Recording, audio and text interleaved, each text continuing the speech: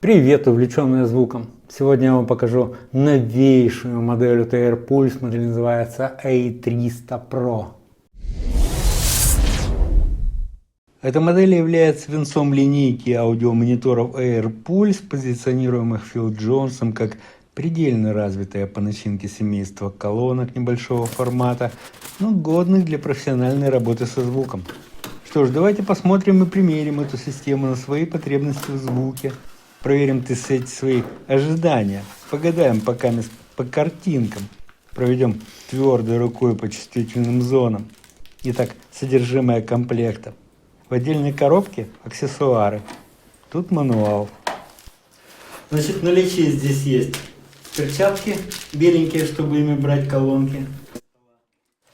Кабель RCA для подключения к соответственному источнику сигнала. Кабель оптический. Toslink, кабель USB, пара батареек для пульта дистанционного управления. Кстати, чтобы потом дважды не возвращаться, у него есть управление неким плеером, кнопка mute, кнопка включения питания, выбор входа, высокие, низкие, басы, ну и громкость, разумеется.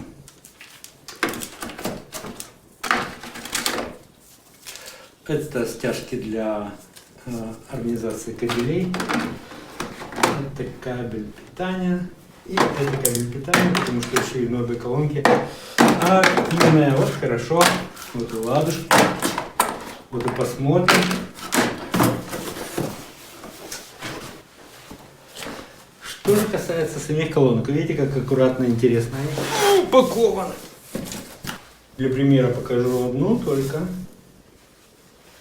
Потому что распаковки это not my cup of tea.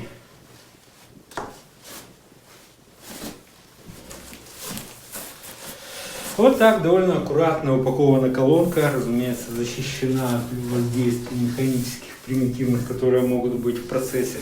Во всяком случае, распаковки, транспортировки, разумеется. Еще есть вот такое собирающее влагу гель. Будет. Ну а колонки мы рассмотрим отдельно. Модель базируется на 6,5 дюймовом басовом динамике с алюминиевым диффузором и характерным для Фила Джонса пыльзащитным колпачком, имеющим такую строго коническую форму.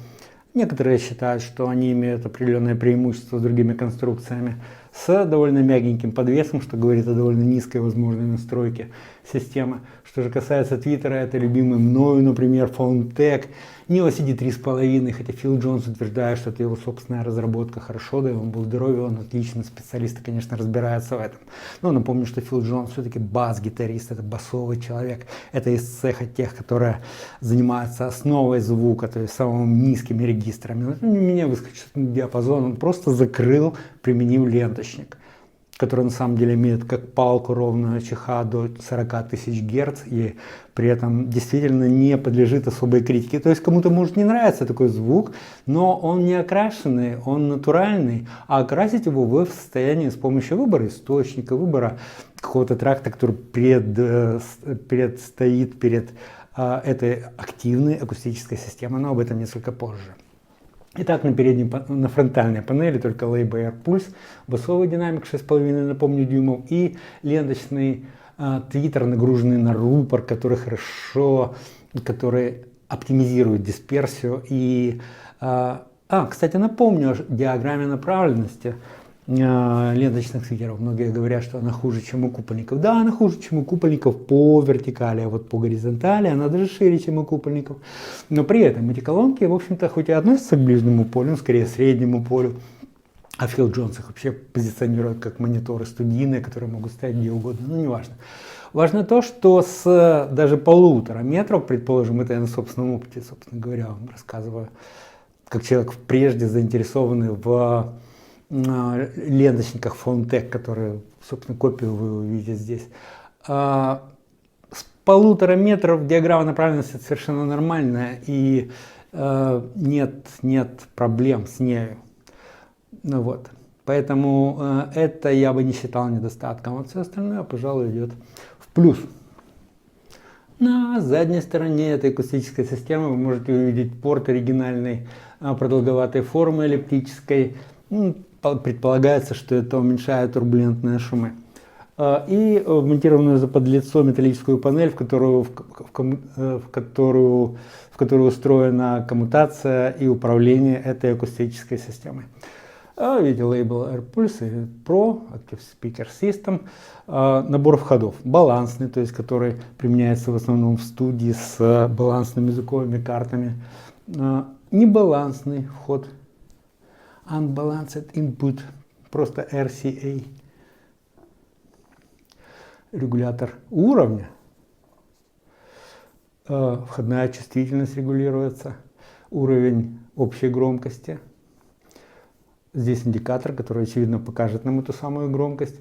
Выбор входа осуществляется вот фиксированным переключателем. Балансный сверху, небалансные и others, то есть другие. Link статус, очевидно, это связь с второй колонкой. Вот, тембры, собственно, low frequency, high frequency частот с фиксированным средним положением. Вообще говоря, они с фиксированными всеми положениями в диапазоне плюс-минус 6 дБ басы, плюс-минус 3 дБ высокие частоты. Но такая невысокая степень регулировки частот. Обычно это прерогатива студийной техники, там где это на самом деле не регулятор тембра, а коррекция под какие-то условия, предположим, помещения, установки и так далее. Здесь на всякий случай разрисовано, что где находится какой выводный стандарт XLR, допустим, designed by Phil Jones. И нарисован шелф, то есть это шелф-фильтры высоких и низких частот, вот так вот они организованы, вот так вот выглядят их амплитудно-частотные характеристики. Ну и написано эффект, то есть режимы, извините, балансные, небалансные, другие, которые включают AUX, коаксиальный, оптический, USB и Bluetooth. Теперь давайте я вам покажу, как работает, на мой взгляд, активная колонка. Активную я называю потому, что на ней находится основная масса входов, и которые позволяют регулировать, допустим, подавать сигнал на эту колонку с тем, чтобы она передала по беспроводной связи на вторую колонку. Итак, на этой колонке вы тоже видите общий регулятор, некий регулятор громкости, скажем так, регуляторы низких частот и высоких частот, такие же точно, как в первой колонке, которую мы рассмотрели, балансный вход, небалансный вход, некие others, то есть другие входы, к которым относится пара AUX, дополнительных аудиовходов аналоговых, коаксиальный, RCA интерфейс, оптический Toslink и USB, обычный USB, который в звуковые карты обычно устанавливается. Ну, сетевой кабель подключается сюда, включатель питания подключается сюда.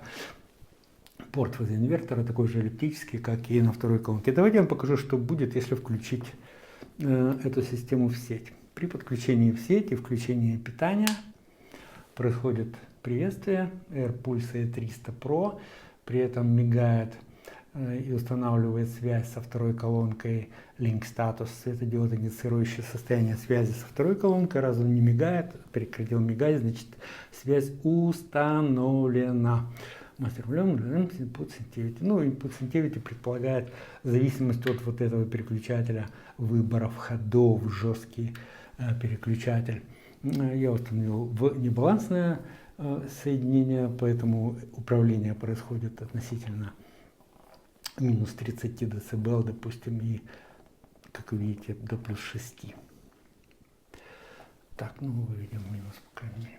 Ну, балансное, при балансном подключении кабель сюда подключается, при unbalanced, небалансном соединении, соответственно, сюда каждую колонку, и эту правую и левую. И others, если переключить, видите, здесь меняется значение, а задействованы будут вот эти входы, ну и плюс Bluetooth, соответственно, как беспроводной интерфейс. Также панель утоплена здесь за подлицом, выглядит все изящно довольно, винтиками такими с характерными торксами. Не стоит их, конечно, вам выкручивать, просто я показываю, как это происходит. Но здесь служебная информация, сделана в Китае с гордостью. Кстати, Manufacturer Differ International Limited, адрес Гонконг. Гонконг, Edifier, AirPulse. Ну, сами решите, что это все значит. Я так понимаю, что Фил Джонс разрабатывает, Edifier производит, а в Гонконге у Edifier есть офис, который это все распространяет по всему миру. Вот такие вот дела, дорогие мои. Я полагаю, что знакомство будет завершено, когда я расскажу о технических способностях этой модели, которую предоставил производитель, собственно говоря. То есть почитаем sell sheet, так называемый документ, который представляет акустическую систему при продажах. Вот так вот он включается, соответственно, провод вынимается, и система дезактивируется таким образом. Давайте рассмотрим параметры, которые AirPulse заявил на своей A300 Pro. Однако лейбл Edifier, то бишь это действительно делается на фабриках Edifier, очевидно, или Edifier принимает в этом непосредственное участие. Итак, основное, что здесь подчеркивается, это то, что это пара симметричных колонок, то есть совершенно симметричная отдача по звуку должна быть справа и слева, потому что обе колонки имеют активную начинку, блоки питания, все такое, то есть они абсолютно одинаковые. Что здесь подчеркивается в первую очередь, это то, что это совершенно симметричная конструкция, то есть это две одинаковые колонки, составляющие пару, каждая из которых содержит блок питания, усилительную часть, даже какое-то управление. То есть по звучанию у них не должно быть никакой разницы. Далее подчеркивается, что имеется нагруженный на рупор ленточный твиттер.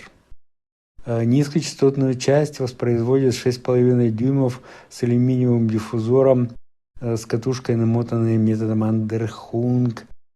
Тут пишется сабвуфер, на самом деле это вуфер, конечно, это просто низкочастотный динамик, более того, это мид, это мид-вуфер. Вентилируемый кабинет, то есть портированный корпус, то есть с фазоинвертором, толщиной стенок до 25 мм, с качественной отделкой под дорогие породы дерева. Ультранизкие искажения обеспечиваются самой современной начинкой с XMOS и Core 200 многоголовым сигнальным процессором от Texas Instruments и цифровой, как здесь написано, усилитель, на самом деле усилитель класса D, конечно.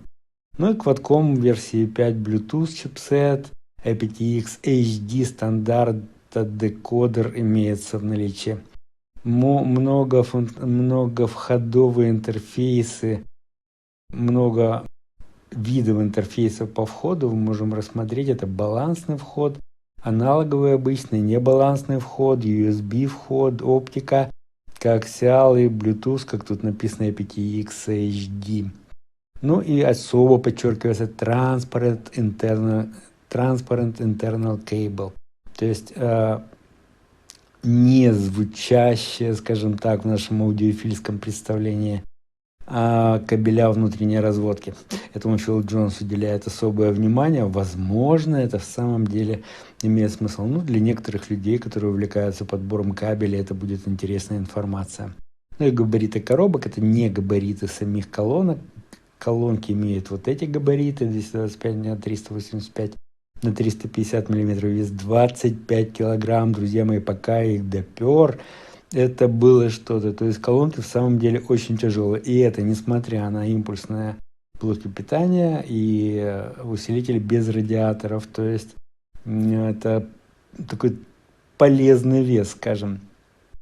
Что же касается параметров этих колонок, то заявлено о том, что на твиттеры усилители имеют по 10 Вт, на вуферы по 120 Вт на каждый. Напомню еще раз, это система организована по схеме биампинга, то есть на каждый динамик тут выделен свой усилитель, что очень хорошо. Применены активные фильтры, при этом очень точно разделяющие сигнал на полосы, оптимальные для каждого из динамиков. Ну и указана чувствительность по входам, частотный диапазон 40 Гц, 40 кГц.